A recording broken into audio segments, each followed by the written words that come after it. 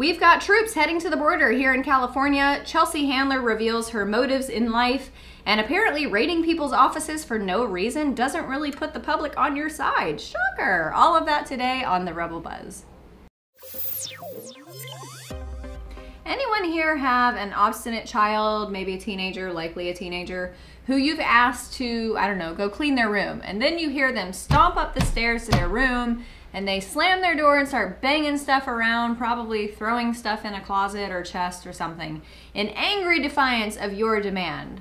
That's pretty much what's happening here in California.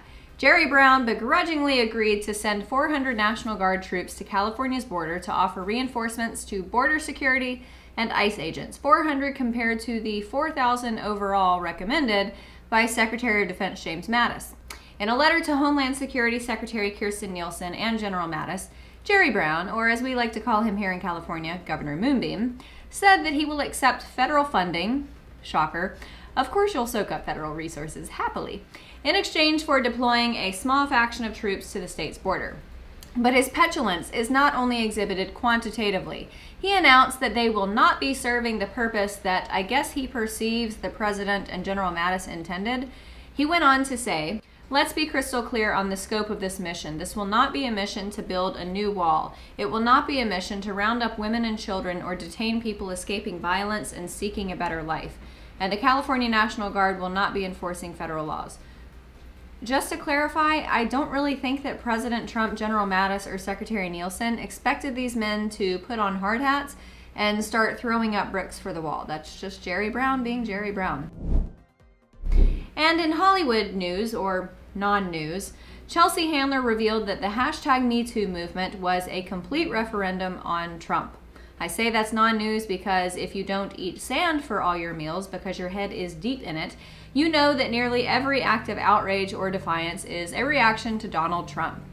The surprising part of this is that, for once in her life, Chelsea Handler's mouth was open and she wasn't telling a lie or funneling a massive martini.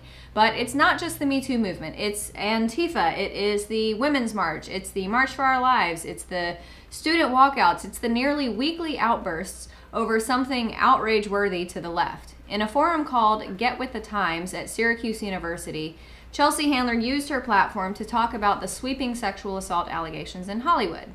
And she noted that 17 million women across the world have been sexually assaulted. It's all over the place, so to ignore it is to live in your lane, or live in a lane, and be delusional about your own experience. Handler used to be a comedian, but now considers herself a political activist, which I guess explains why she was there. But does anyone know where she went to school? Did she receive her degree in, I don't know, policy or civics or history? And I'm not saying you have to have a degree in a field like that to be a political activist, but I feel like she spent more time studying the male anatomy and taking naked selfies to post on her Instagram. Have you ever seen those? Yeah, ask Hillary Clinton for some of her bleach bit for your eyes if you decide to go Googling for it. And speaking of salacious topics, the Mueller Russia probe appears to be off the rails, out of bounds, and completely unhinged. Earlier this week, the FBI raided the office of Michael Cohen, President Trump's personal attorney, and seized records from Cohen's property, including documents pertaining to the money allegedly paid to Stormy Daniels. They also seized tax records and electronic files in addition to paperwork, and yet we are still quite unsure as to what it is they were looking for.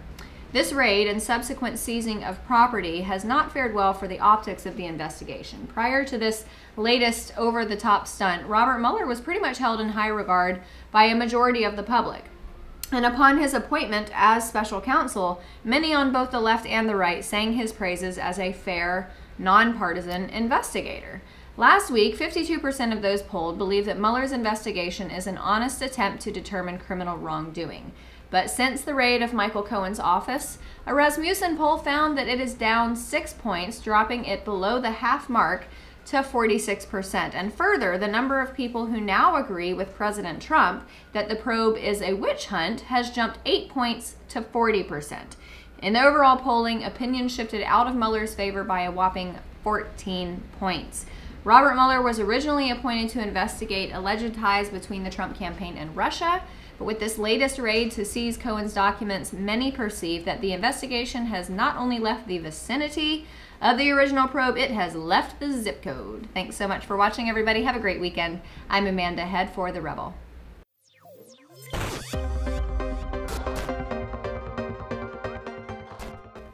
If you enjoyed my commentary and want to hear more from all of us here at The Rebel, subscribe to our premium content at www.therebel.media/shows.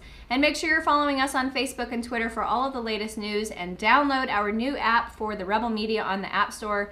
Download it and you will have access to all of our latest videos and your favorite Rebel shows.